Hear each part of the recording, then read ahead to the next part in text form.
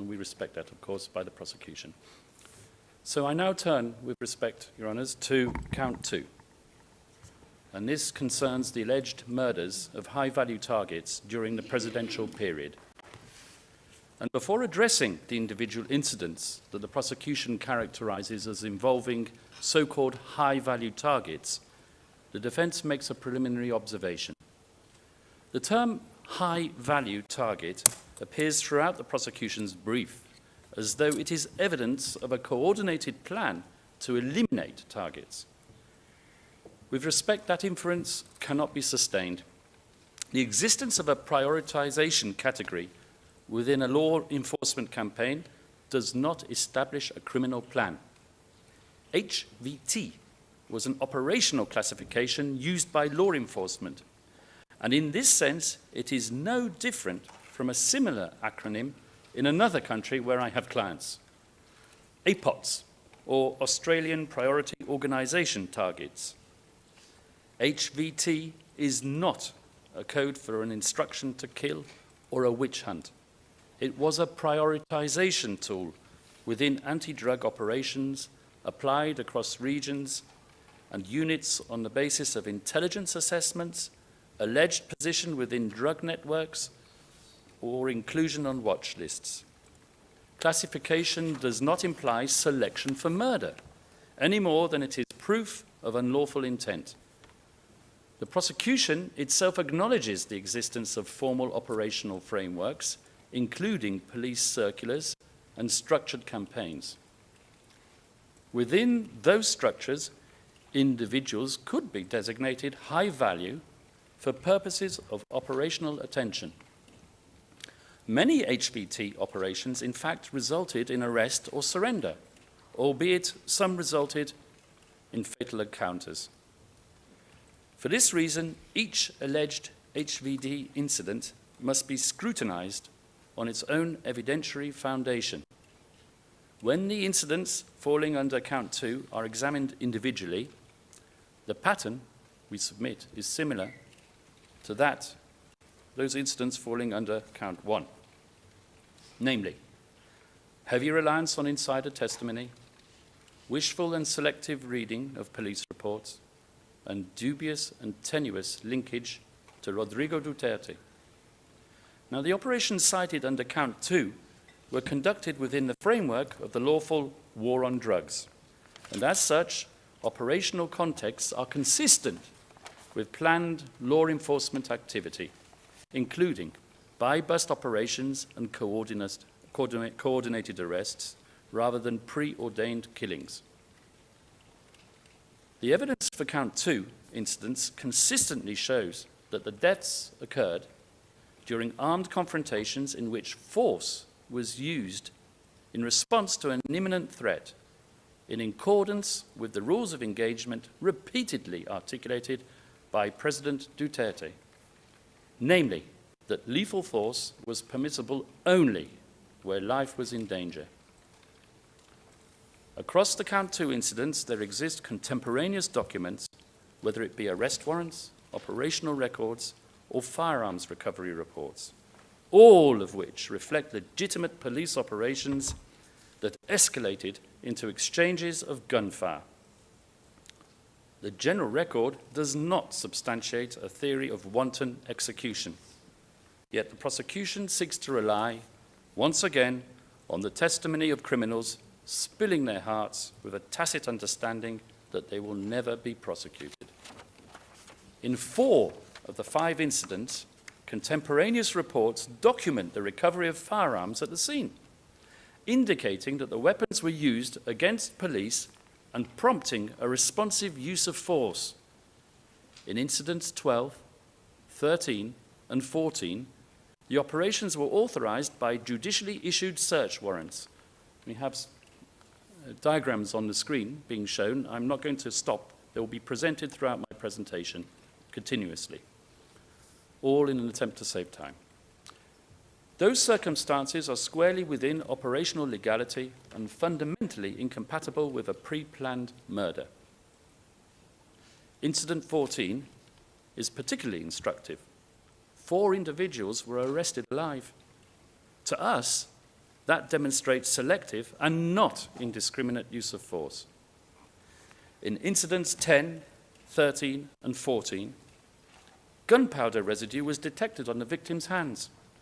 At a minimum, that forensic finding is consistent with an exchange of gunfire and not consistent with a straightforward execution narrative. And the prosecution and the victim's representatives simply can't have their cake and eat it. They can't say in one breath that drugs and guns were planted on victims and therefore dispute crime scene evidence, while at the same time complaining about the lack of crime scene evidence. Yet the prosecution virtually disregards these objective and forensic indicators in favor of narrow and often uncorroborated insider testimony. This is best illustrated in Incident 10, which rests almost entirely on P1160's assertion that a firearm was planted at the scene of the crime, and the official report fabricated. Yet P1160 expressly accepts that he did not witness the planting of the firearm and merely assumes that it must have happened, before conceding that the firearm may already have been present. Once again, we are in the realm of inadmissible conjecture. We know that an investigation followed that incident. The opening of an inquiry is not consistent with the intention to conceal wrongdoing. Beyond that, as I've just mentioned, the record reflects the detection of gunpowder residue on victims' hands in this particular incident. A forensic indicator consistent with an exchange of gunfire and inconsistent with the witness's testimony, which is notably, once again, uncorroborated. Incident 11. This is the sole incident in count 2 where direct linkage to Mr. Duterte is advanced. And this linkage rests entirely on voice recognition by an individual who claims to have overheard a telephone conversation and recognized the president's voice, while being physically moved from one location to another. The alleged recipient of the telephone call himself was never interviewed, and another person present, on whom the prosecution relies for corroboration, did not hear the conversation. After all, would it not have been an item of interest to all those present in that specific location that the President of the Republic himself had condescended to discuss matters of such a criminal nature by way of telephone? So the ridiculous assertion stands solely on the word of one single individual. The only other corroborating witness, the one who heard nothing, acknowledged a personal resentment that he harbored for the then President, Rodrigo Duterte, for reasons you will find in PHL OTP 000164220-R01 at 0022, lines 695 to 708. Once again, I can't mention the reasons because it's redacted. Voice recognition in uncontrolled conditions, while being physically moved, and uncorroborated by any forensic or documentary evidence, cannot constitute substantial grounds for confirmation, particularly where it forms the sole mechanism for attribution. Incident 12.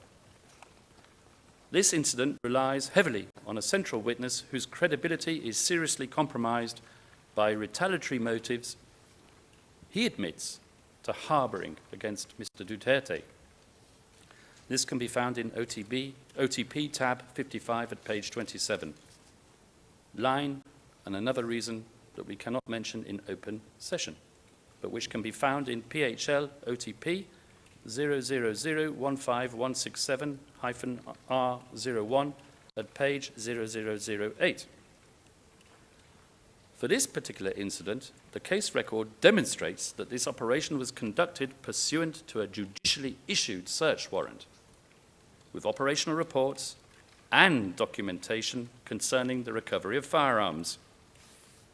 to display such an extensive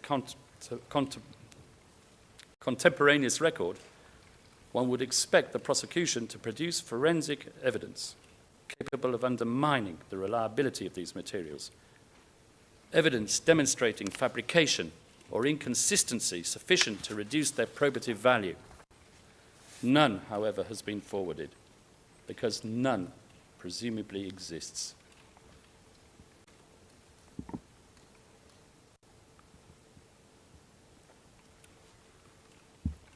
Incident 13. This relates to the killing of Mayor Espinosa, whose name I can mention, and Raoul Yap, who was shot in a police cell. The prosecution's case is largely premised on a witness who claimed to have heard, but admitted not to have seen anything.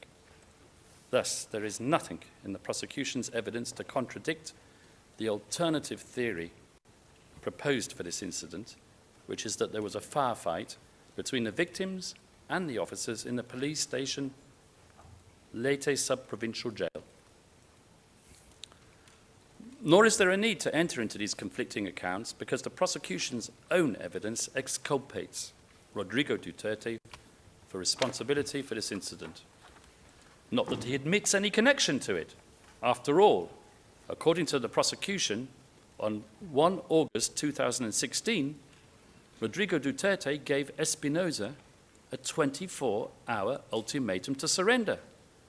And surrender he did the following day. 4 days later, Rodrigo Duterte commended Espinosa for surrendering to Ronald de la Rosa, commenting that it was just as well that he did. So if we look at it from the point of view of Rodrigo Duterte, that is where the incident ended, despite Mr. Jeremy exhorting us to believe otherwise. What happened thereafter, as awful as it may be, had nothing to do with our client, and not one witness can say that.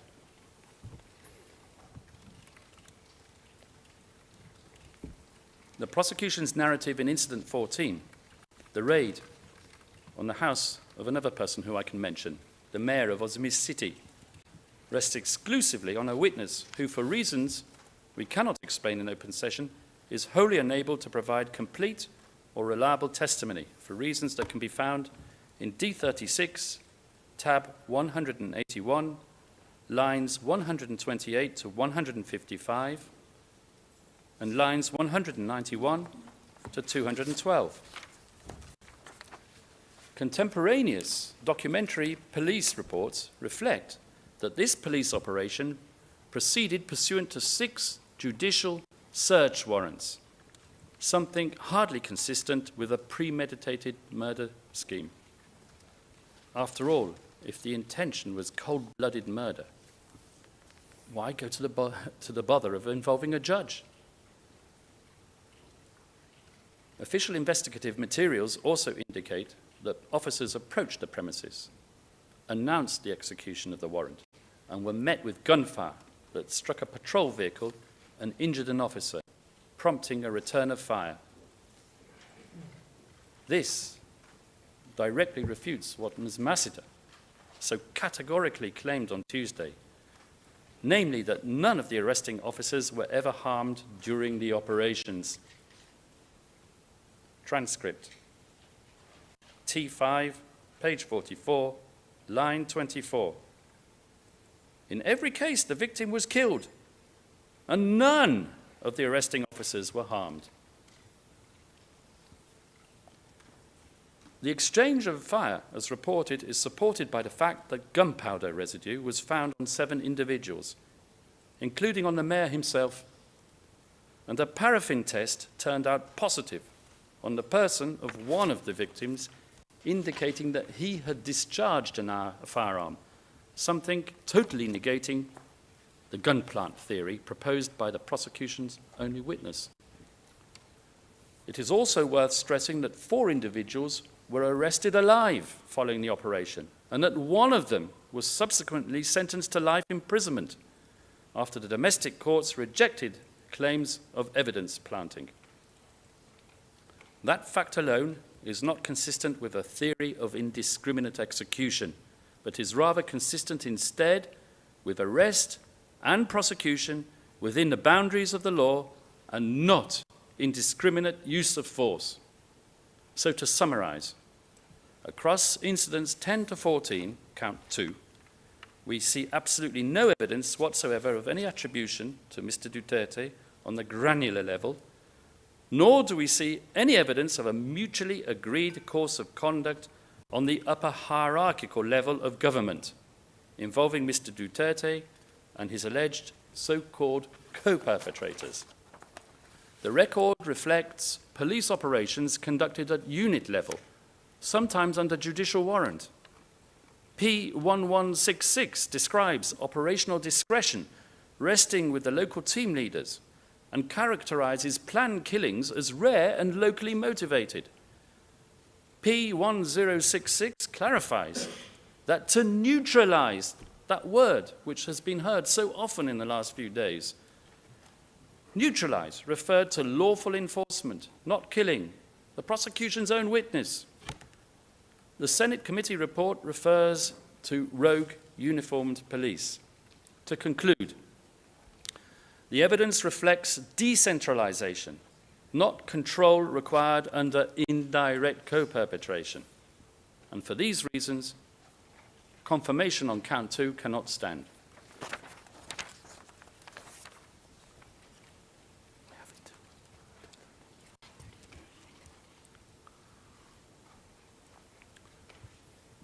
Now, I'm going to start count 3. We have until 10:30. I'm conscious of the time allotted to me. So count 3 relates to the barangay clearance operations during the presidential period. Incident 15 marks the beginning of the barangay clearance operations. Now, from this point forward, a familiar pattern emerges in the prosecution's narrative. The same modus operandi, to employ Mr. Jeremy's language. Routine buy-bust operations are recast as sham exercises designed to conceal extrajudicial killings allegedly ordered from some unspecified source from above. Mr. Jeremy claims a target was identified through the use of lists. Well, there's nothing wrong with that.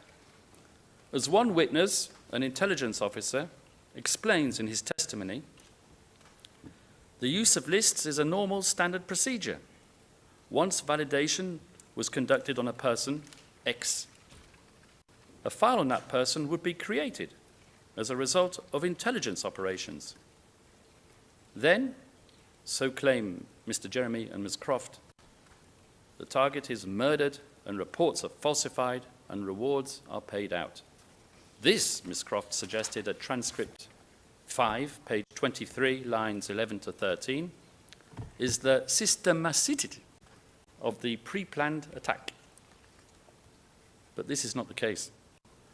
The defense can point to contemporaneous official records generated across different units or organizations that show clearly that in the majority of these incidents, the evidence reflects legitimate law enforcement operations involving spontaneous and reported exchanges of fire and uses of force subjected to forensic and administrative review. These are not clandestine acts hidden from scrutiny, Madam President, but rather recorded operations consistent with self-defense in the course of policing. And where the evidentiary record supports competing inferences, including the inference of a lawful armed confrontation and the inference of an unlawful execution, well, and with this I will conclude, in dubio pro reo. 10:30. Thank you very much, Mr. Kaufman. So I've understood that you would like to use the time that remains to you, and you still have 20 minutes, actually. I understood that you wanted to use that time. Yes, I would, but I'm not so sure if I can conclude in 20 minutes. C'est possible. OK. Nous essaierons, madame. Ouais, donc vous avez la... Judge Motek, very well. It's still you. You have the floor. Proceed. Across incidents 15 through 49, the Chamber will repeatedly encounter contemporaneous buy-bust or warrant-based documentation, reported exchanges of fire, gunshot residue findings, ballistic testing, immediate hospital transport, internal investigations, and in some cases, prosecution and conviction of officers.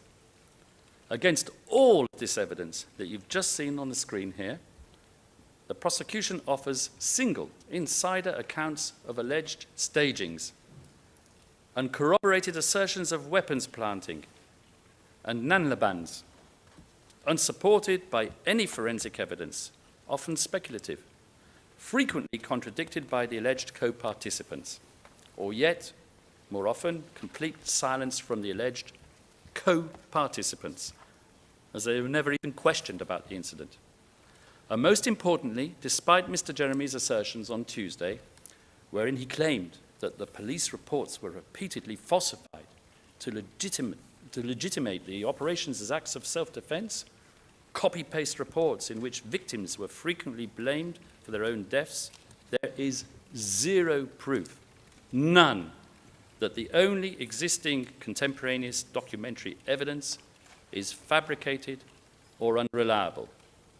No proof whatsoever of this supposed falsification in the entire case record. And on this point, let us just clarify a basic principle, that a state document with the appropriate stamps and signatures and what have you is prima facie reliable, or in other words, it carries a presumption of administrative regularity. And if the prosecution seeks to displace that document and call the entire state apparatus into question, then the burden rests on it to produce credible, objective evidence rebutting that presumption. Bare allegations or reliance on single prosecution witnesses cannot suffice to overcome this presumption of authenticity and correctness, nor should the burden shift to the defense to prove that those documents are not falsified. Now, we do not deny that in some instances the record may reveal unlawful conduct by individual officers.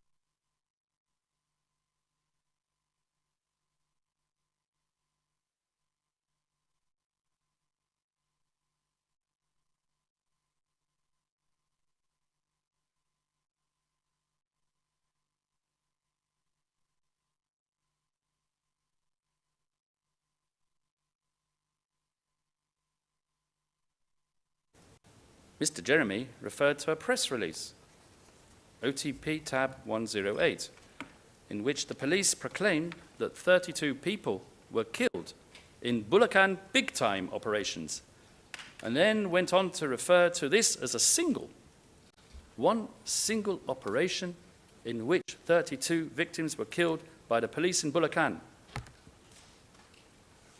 But what Mr. Jeremy failed to tell you, Your Honours, is that one of the prosecution's own witnesses explained clearly that he investigated these deaths in an official capacity soon after the killings and found that 33 people were actually killed in different municipalities and provinces in central Luzon.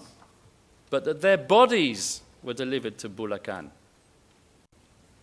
This was not, as Mr. Jeremy suggested, a single incident of mass murder, but rather an improper aggregate of a series of law enforcement operations over the course of 24 hours, executed in large geographical area, and for which we have no evidence in the case record. There's no evidence on the perpetrators, victims, motives, manner of attacks, methodology, in essence, nothing to link them to an alleged fantasy common plan. Everything is just stitched together enough to give it a veneer of organization. I now turn to incidents reflecting documented armed confrontations. And as mentioned when I first turned to this count, the documentary record, which has not been displaced by any evidence proffered by the prosecution, reflects attempted arrests, resistance, and responsive use of force. And you've just seen some of the documents up there on the screen. Let's turn briefly to Incident 17, for which the prosecution has relied on a witness who stated that the planting of evidence was an open secret in the locality and province more generally. However, another witness, working in the same locality, P1208, states otherwise, that he was never involved in illegal operations resulting in deaths, was not aware of extrajudicial killings disguised as lawful operations, and confirms that there were no standing orders to kill. The operational objective, he explains, was arrest, lethal force only when the circumstances required it. And you can find this information in Defense tab 96. And we see this pattern again and again and again. In Incident 40, for example, P1131, who worked with the individual alleged to have shot the suspect, stated clearly that the killings occurred only in circumstances of lawful use of self-defense. That can be found at Defense tab 74, and you can see it on the screen as well. This type of testimonial evidence is also corroborated by documentary and forensic evidence. Incident 15, the prosecution again resorts to its usual pro forma narrative of staged killings or nanlabans. But what it has not done, of course, is prove this.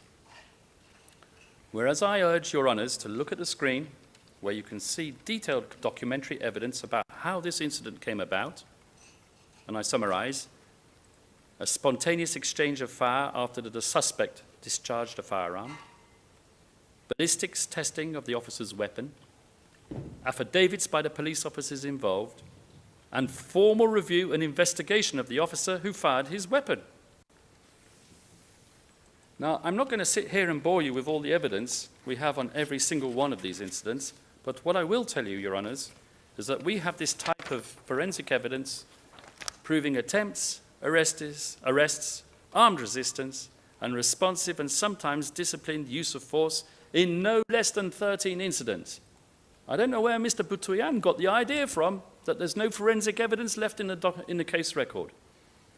And may we remind you, Your Honours, until the prosecution proves otherwise, which it has not, these state documents remain prima facie, authentic, and reliable. For incidents substantiated by a single witness narrative and unconfirmed by alleged co-participants, I refer Your Honours to no less than 9 incidents. One prosecution witness, P1160, is the sole testimonial evidence for at least 3 incidents, while another 6 incidents are premised entirely on the testimony of P3. Now, what's interesting about these incidents is that P3 alleged that he was only one of a group of 3 or 4 perpetrators, and these other perpetrators are actually also prosecution witnesses. Yet none of the other witnesses corroborated his version of events. Not one. A couple of incidents alleged by the prosecution appear on its own evidence to be unrelated to drug enforcement and thus questionably part of the fantasy common plan or organizational policy. For this, I would refer you to incidents 31 and 41, which involved targeting of 2 individuals, again, because of non-drugs related conduct. I'm not sure whether I can mention the type of conduct without revealing the identity, so I shall refrain from doing so.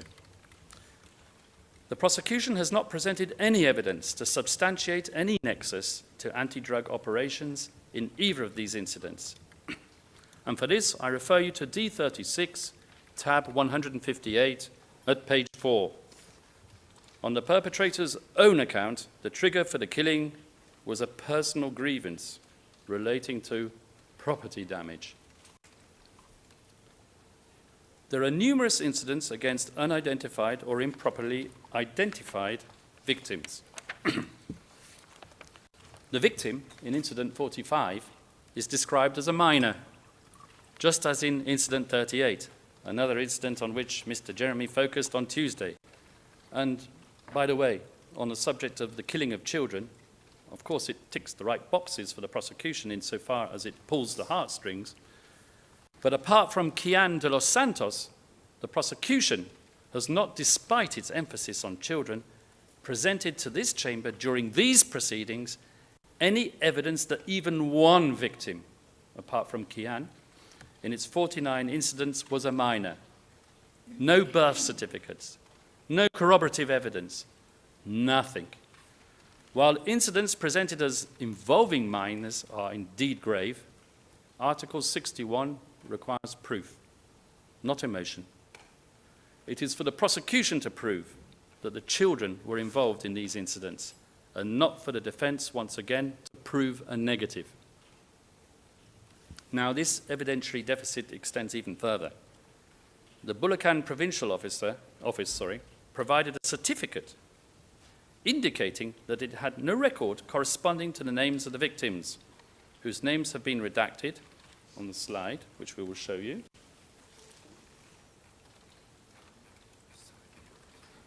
Okay, well, we'll pass on. But their names have been redacted. And these are alleged police killings, yet no operational report. Indeed, no contemporaneous documentation whatsoever has been produced. So on what does the prosecution base its claim that these individuals were murdered by the police other than P3? The prosecution relies almost exclusively on the account of P3 echoed by P8. And this is rather ironic. Does the prosecutor claim that P3 is corroborated by P8 when the source of P8's information is in fact P3 himself? Bootstrapping logic, once again. The alleged direct perpetrator, P1201, stated during his interview that he had never participated in an operation involving a child. The other officer allegedly present during both incidents, P1131, was never questioned about these events by the prosecution. And that omission, we submit, is not neutral.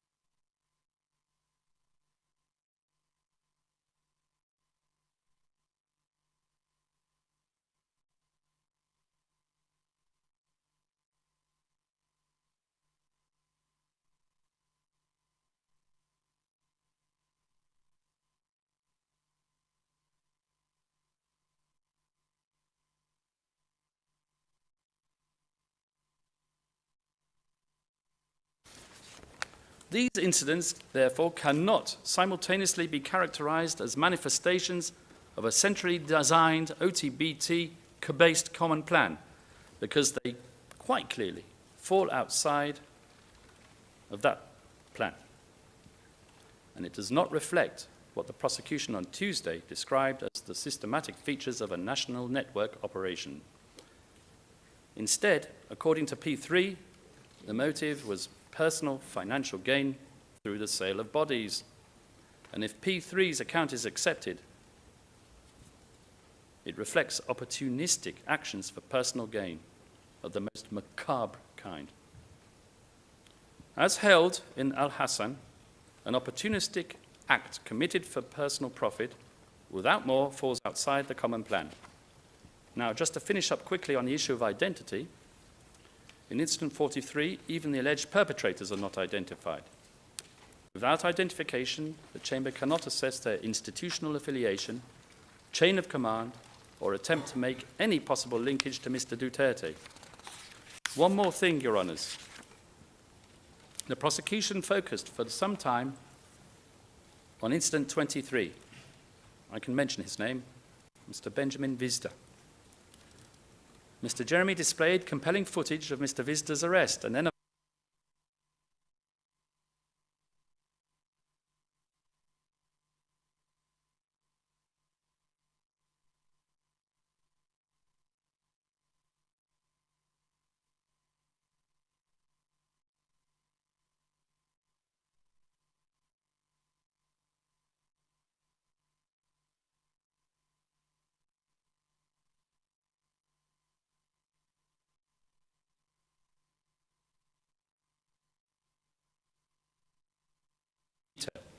what happened when Mr. Vizda was taken away on the motorcycle.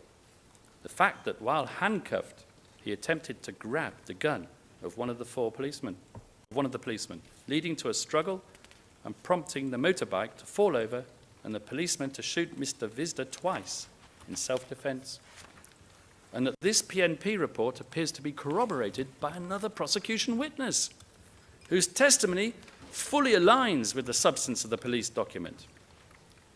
Mr. Jeremy claimed that the PNP reports were false, relying solely on the allegation of one witness that the scene was staged. This witness claimed that the handcuffs were removed from the victim, that the body was loaded on the tricycle a few minutes after being shot and then brought to the hospital. However, his account is contradicted by the very picture the prosecution has shown you on Tuesday. Indeed, it appears that the prosecution is submitting documentary evidence which undermines its own witness's testimony. As you can see here, handcuffs are on. The body is on the ground rather than on the tricycle. Photojournalists are also present. This contradiction was even noted by the prosecution's investigators at the time of the interview and was put to the witness. And when confronted by the investigators, what did that witness say? I don't know if I can.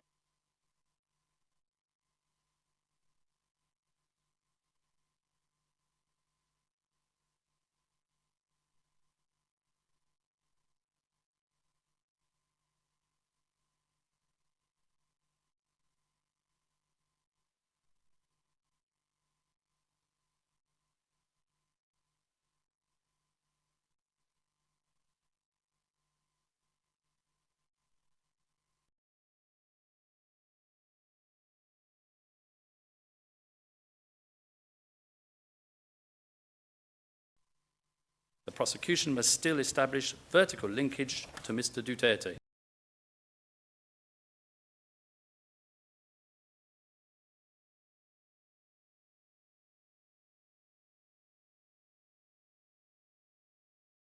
Or has the prosecution, 2 minutes left, not be satisfied?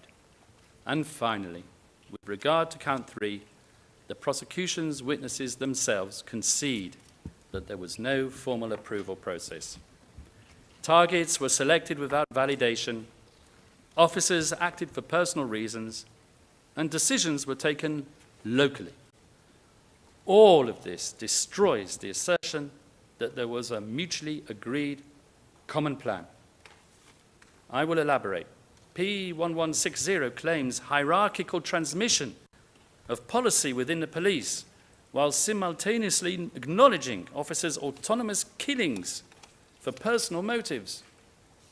Those propositions cannot comfortably coexist. P3 explains that certain officers acted outside any common plan and for opportunistic reasons. See Incident 38. In Incident 49, P1207 attributes instructions to local officers without evidence of communication or direction from higher authorities. And most significantly, P1207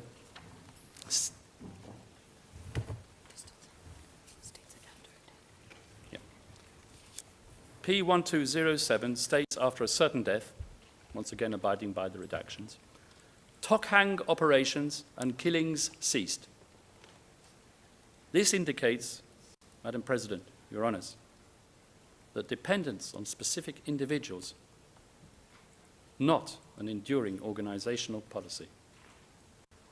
A system-wide common plan cannot depend on the continued presence of a non-fungible local official. And with this, I conclude. Judge Motok, thank you very much, Mr. Kaufman.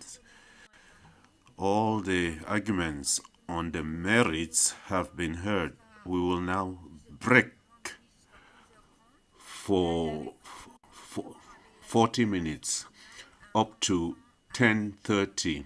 And after we return, we will continue with the closing arguments or submissions, starting with the OTP. Thank you very much. Court is suspended.